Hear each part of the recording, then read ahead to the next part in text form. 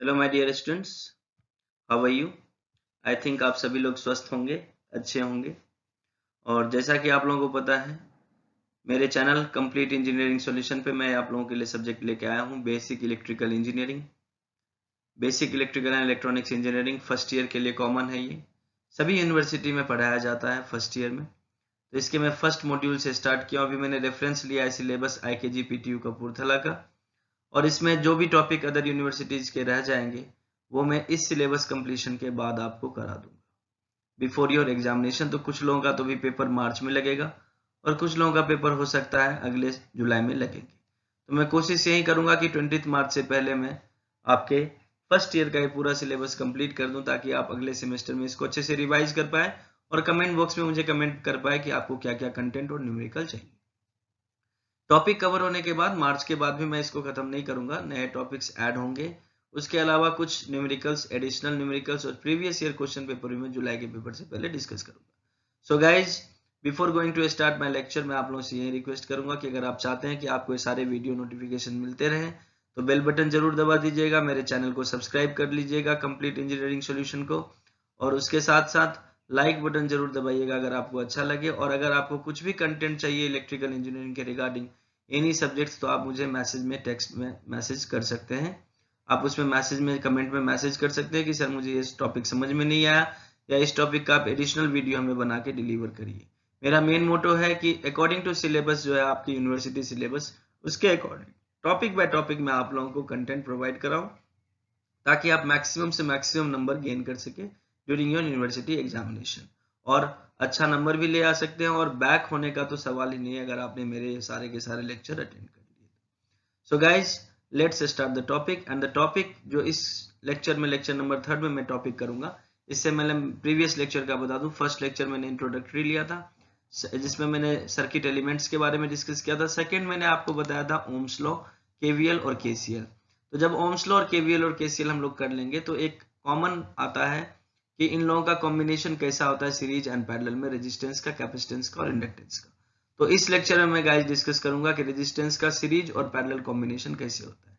Inductance और capacitance में later on discuss करूंगा आफ्टर फर्स्ट यूनिट, क्योंकि फर्स्ट यूनिट जो है वो टोटली आपका डीसी सर्किट है, जहां पे इंडक्टर और कैपेसिटर का कोई रोल नहीं होगा। जब सेकेंड यूनिट मॉड्यूल स्टार्ट करूंगा मैं एसी सर्किट, वहां पे कैपेसिटर और इंडक्टर की रिक्वायरमेंट होगी और क्या क्या होगा। तो हम लोग कैपेसिटर और इंडक्टेंस वाला जो सीरीज और पैरेलल कॉम्बिनेशन है, that will be discuss when we will start the second unit. तो अभी हम लोग स्टार्ट करते हैं। सबसे पहले रेजिस्टेंस है क्या, व्हाट इज रेजिस्टेंस। तो जैसा कि आप लोग +2 से ही, 10th से ही पढ़ते आ रहे हैं, it's oppose the flow of current in a circuit. अगर कोई सर्किट है उसमें अगर करंट का फ्लो को अपोज करता है कोई, दैट इज कॉल्ड रेजिस्टेंस। या हम लोग जनरली इसको कहते हैं the flow of the the device which is stop the flow of current, that is called resistance. मतलब एक प्रतिरोधकता आती है, इसको हम लोग हिंदी में प्रतिरोध कहते हैं। So the unit of resistance is Om. Ohm कौन थे उसके बारे में डिस्कस कर दूं। आप लोगों से कई बार पूछा जा सकता है अगर आप इलेक्ट्रिकल इंजीनियरिंग के स्टूडेंट्स हैं तो who is Om. Ohm are named after George Simpson Ohms. ठीक है, 1784-85 में एक हमारे साइंटिस्ट थे जॉर्ज सिम्पसन ओम, जिनका डेट ऑफ बर्थ है 1784 से लेके 1854 तक। ये जर्मन फिजिसिस्ट है। Who studied the relationship between voltage, current and resistance. इसने एक रिलेशन प्रोवाइड कराया वोल्टेज, करंट और रेजिस्टेंस में, जो कि मैं प्रीवियस लेक्चर में आपसे डिस्कस कर चुका हूं। तो इसीलिए इन्हीं के नाम पे जो रेजिस्टेंस है उसका यूनिट जो डिफाइन किया गया, दैट विल बी दी ओम। अब हम लोग डिस्कस करेंगे सीरीज कॉम्बिनेशन का, कि सीरीज कॉम्बिनेशन कैसा होता है रेजिस्टेंस का। तो हमारे पास ये एक सीरीज कॉम्बिनेशन है, आप देख सकते हैं। इसमें हमने 4 रेजिस्टेंस लिए, आप कितने भी ले सकते हो, कोई बात नहीं। आप 2 ले लो, 3 ले लो, 4 ले लो, 5 ले लो, n नंबर तक आप ले सकते हैं। It's not a big deal. हमने एक वोल्टेज सोर्स लगाया हुआ है और एक करंट फ्लो कराया हुआ है। तो वोल्टेज है, और अगर क्लोज लूप है ये, जैसा मैंने प्रीवियस लेक्चर में डिस्कस किया, और रेजिस्टेंस है तो एक करंट फ्लो होगा, दैट विल बी दी आई। और अब हमें दिक्कत ये है कि हमें ये नहीं पता कि इक्विवेलेंट रेजिस्टेंस आर कितना होगा सीरीज में। तो उसको कैसे फाइंड आउट करेंगे, उसको हम लोग देखते हैं।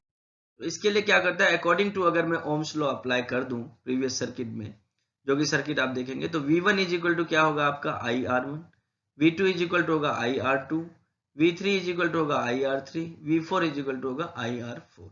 तो इससे पहले मैं आपको बता दूं, जब हम लोग सर्किट एनालिसिस की बात करते हैं तो दो तीन चीजें मोटी मोटी बातें जो आपको मैं ओरली बता दूं। सीरीज में हमेशा करंट जो होगा वो कांस्टेंट होगा और पैरेलल में हमेशा क्या होगा, वोल्टेज कांस्टेंट होगा। क्लियर है ये चीज? तो सीरीज में हम लोग क्या देख रहे हैं कि करंट सभी में एक ही करंट फ्लो होगा, that will be the I। और अगर ओम्स लॉ लगाएंगे तो V is equal to IR होता है, तो V1 के अक्रॉस क्या होगा, I करंट और R1 रेजिस्टेंस। सिमिलरली V2 में क्या होगा, I और R2। V3 में क्या होगा, I और R3। और V4 में क्या होगा, I एंड R4। अब अगर मैं इसमें एक KVL लगा दूं तो KVL क्या कहलाएगा, V is equal to V1 plus V2 plus V3 plus V4। अब मैं V इज इक्वल टू क्या लिख सकता हूं, IR1 जो यहाँ ऑलरेडी वैल्यू मैंने निकाली हुई है, plus IR2 plus IR3 plus IR4।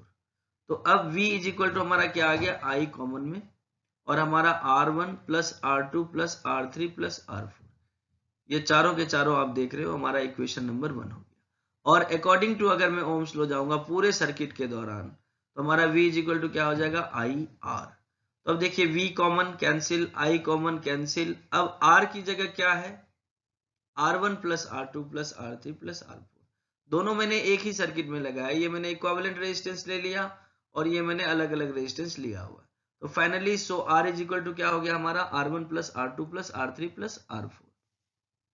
Hence equivalent resistance connected in series is equal to sum of individual resistance। Means resistance अगर हम सीरीज में लगाएंगे तो जितने भी रेजिस्टेंस हम लगाए, चाहे हम n नंबर ऑफ रेजिस्टेंस लगा दें, तो हमारा R इक्विवेलेंट जो होगा वो सभी इंडिविजुअल रेजिस्टेंस का जो है वो सम होगा। यानी कि R equivalent is equal to R1 plus R2 plus R3 plus Rn, जितने नंबर हम Rn ले सकते हैं। इट्स नॉट मैंडेटरी कि हम 4 ले 5 ले, ये कितने भी नंबर के लिए अप्लीकेबल है। तो आपने ये देख लिया, this is the combination of series resistance. अब हम लोग देखेंगे नेक्स्ट स्लाइड में कि what is the condition of parallel connection of resistance. तो हम लोग पैरेलल कॉम्बिनेशन देखेंगे। तो पैरेलल कॉम्बिनेशन में आप देखिए मैंने एक सर्किट ले रखा है, हमारे पास 3 रेजिस्टेंस है R1 R2 R3, इसको मैंने पैरेलली कनेक्ट कर रखा है। ठीक है, अब यहाँ पे हमारा एक क्लोज लूप है जिसमें I करंट जा रहा है और इन तीनों ब्रांच में करंट कौन कौन से हैं, I1 I2 I3। क्लियर है? अब X और Y के बीच में हमें equivalent parallel resistance find out करनी है। तो हमने इन पूरे सर्किल को, रेजिस्टेंस को एक ही कंसीडर कर लिया, that will be equal to I। मैंने इसको I मान लिया। अब apply KCL at node X, जो मैंने प्रीवियस में आपको बताया था, प्रीवियस लेक्चर में आपने देखा होगा, मैंने डिस्कस किया किरचॉफ फर्स्ट लॉ या किरचॉफ करंट लॉ के according the algebraic sum of all current at node is equal to 0 या incoming current is equal to outgoing current. तो इनकमिंग करंट इसमें क्या है, I, that I is this I is equal to क्या है, ये सारे आउटगोइंग यहां से बाहर जा रहे हैं, तो ये क्या हो जाएगा, I1 I2 I3 का सम। यानी according to Kirchhoff current law the current I is equal to I1 plus I2 plus I3। Clear है ये चीज?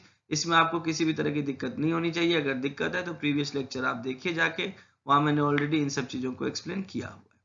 और V इज इक्वल टू, और अकॉर्डिंग टू अगर मैं ओम्स लगा दूं तो I इज इक्वल टू क्या हो कहता है, V अपॉन R। तो हमारा क्या हो गया, V अपॉन R। तो हमारा क्या हो गया, I1 की वैल्यू क्या हो जाएगी, क्योंकि पैरेलल कॉम्बिनेशन है तो वोल्टेज सब में बराबर होगा। यानी इसमें अगर यहाँ पे V है हमारा, जैसे यहाँ पे मैंने अभी शो नहीं किया, वैल्यू नहीं लिखा मैंने, यहाँ पे मैं एक वैल्यू ले लेता हूँ, that will be the equal to V। तो यहाँ पे ये V है, तो यही V इस R1 के क्रॉस भी होगा, यही V इस R3 के क्रॉस भी होगा और यही V R1 के क्रॉस होगा। तो हमारा क्या हो जाएगा, V by R1 is equal to I1 according to Ohm's law, V by R2 similarly and V by R3। So finally हम क्या लिखेंगे, V बार ले लेंगे 1 by R1 plus 1 by R2 plus 1 by R3। तो ये हमारा एक कॉम्बिनेशन बनेगा। इसके बाद मैं जाऊंगा नेक्स्ट में इक्विवेलेंट में, तो 1 by R इक्विवेलेंट, यानी कि V और V दोनों तरफ कैंसिल हो जाएगा, तो हमारा क्या बचेगा, 1 by R equivalent is equal to 1 by R1 plus 1 by R2 plus 1 by R3। ये हमारा पैरेलल कॉम्बिनेशन में बनेगा बाय अप्लाइंग KCL जब मैं करूंगा उसमें। तो hence the reciprocal of equivalent resistance is equal to sum of reciprocal of individual resistance connected in parallel. अगर मैं n नंबर ऑफ रेजिस्टेंस को पैरेलली लगा दूं, उस केस में भी क्या होगा, इन पैरेलल सर्किट में 1 by R इक्विवेलेंट, यानी कि जो मुझे निकालनी है R equivalent, that will be equal to 1 by R1 plus 1/R2 plus 1/R3 plus number of Rn तक ये जाते रहेगा। यानी कि ये जो Rn है ये नंबर ऑफ रेजिस्टेंस को शो करता है, मे बी 4 5 6 7 8 9 कितना भी हो, बट फाइनली जो अपना इक्वेशन है R इक्विवेलेंट का, that will be equal to 1/R1 plus 1/R2 plus 1/R3, इस तरह से चलता है। ठीक है, फिर नेक्स्ट हम लोग एक न्यूमेरिकल ले लेते हैं कि न्यूमेरिकल इसका हम लोग किस तरह से सॉल्व करेंगे।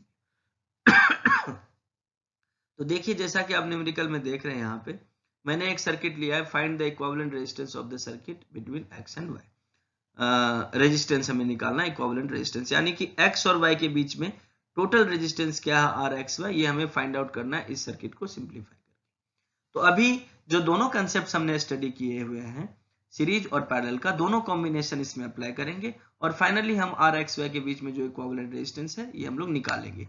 ये क्वेश्चन कई बार आपके 4 नंबर में पूछा जा सकता है या 2 नंबर में आ सकता है, तो आप इस क्वेश्चन को जरा ध्यान से देखेंगे बच्चे। तो पहला क्या है हमारा, the current circuit can be redrawn. अब मैं क्या करूंगा, आप देखिए, आप गौर से देखिएगा। यहाँ पे अगर मैं इसको एक यहाँ पे नोड मान लूं, इस जगह को मैं अगर यहाँ पे एक नोड मान लूं, इस पॉइंट को मैंने एक ले लिया, ये मेरा एक नोड हो गया और यहाँ पे हमारा एक नोड हो गया। तो आप क्या देख रहे हैं इसमें, इस केस में ये जो 2 है और ये 2 है, दोनों क्या है, हमारा सीरीज कनेक्शन है। तो सीरीज कनेक्शन में अगर हमें इन दोनों का इक्विवेलेंट निकालना है तो हमें क्या क्या कहा गया इक्विवेलेंट रेजिस्टेंस के लिए, रूल क्या कहता है, रूल ये कहता है the sum of all individual resistance connected are in series. Means 2 और 2 को हम लोग ऐड कर देंगे। तो मैंने इक्विवेलेंट सर्किट जो ड्रॉ किया, इन दोनों रेजिस्टेंस की जगह पे मैंने एक रेजिस्टेंस रख दिया ये, और इसका जो वैल्यू आया वो आया 2 + 2, क्योंकि ये सीरीज में है, that will be equal to 4 ohm. तो ये हमारा कितना आ गया, 4 ओम वैल्यू आ गया। अब हम लोग सर्किट को आगे रीड्रॉन करेंगे। तो जब हमने सर्किट को आगे रीड्रॉन किया तो हमारा जो प्रीवियस में था, जैसे यहाँ पे आपने देखा होगा एक 2 ओम का रेजिस्टेंस था, यहाँ एक 4 ओम था और ये 4 ओम इस तरह से हमारा हुआ था।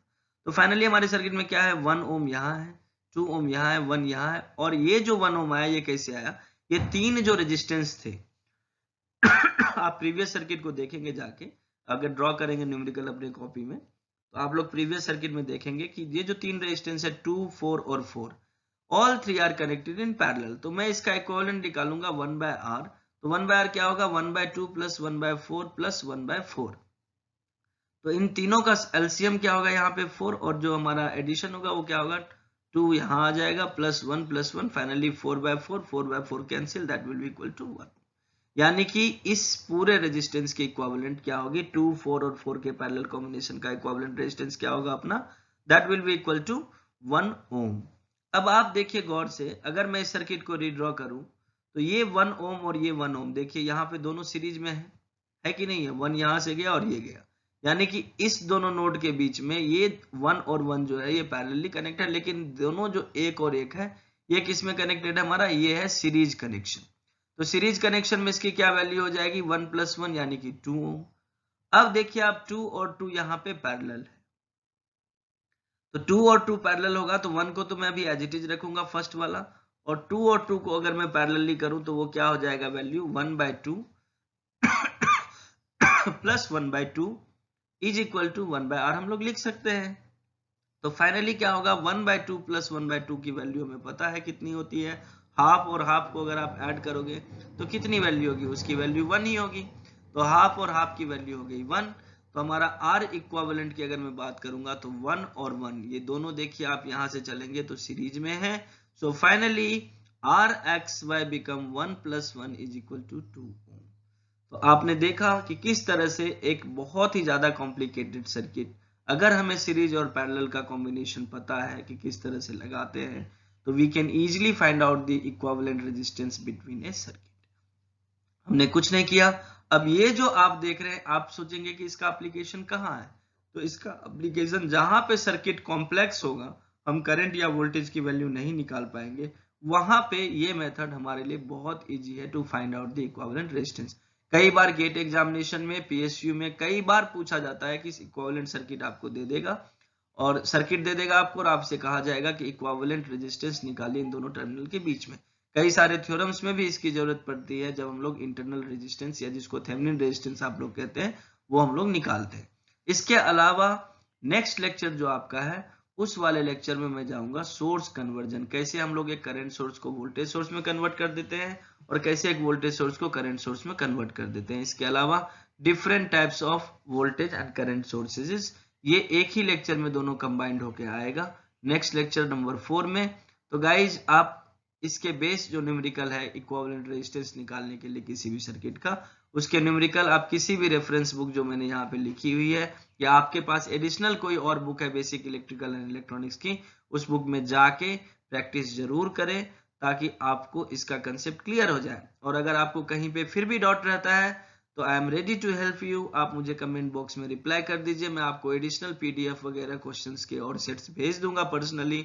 तो आप बिल्कुल मत घबराइए, बेसिक इलेक्ट्रिकल को लोग टफ बोलते हैं but it's a too simple subject to get the marks. Simple pass होना ही नहीं है simple, it's a subject where you got the marks, जहां से आप मार्क्स थ्योरी में गेन करके परसेंटेज बना सकते हैं, क्योंकि इट्स ए मिक्स्ड सिलेबस रहता है, जनरली न्यूमेरिकल और थ्योरेटिकल दोनों रहते हैं, और न्यूमेरिकल आपको पता है कि giving the more marks as compare to theoretical. So guys wish you all the best. आप लास्ट तक वीडियो को देखें, इसके लिए थैंक यू।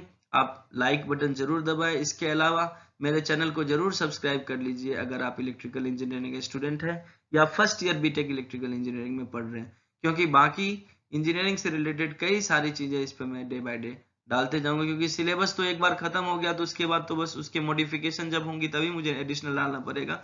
जैसे ही सिलेबस खत्म होगा उसके बाद मैं कुछ एडिशनल अदर देन इंजीनियरिंग जो आपके इंजीनियरिंग सेक्टर से रिलेटेड है वो मैं आपको देता रहूंगा। So guys, wish you all the best. Thank you. Hope you will subscribe my channel and share as soon as possible. Thank you guys. Wish you all the best.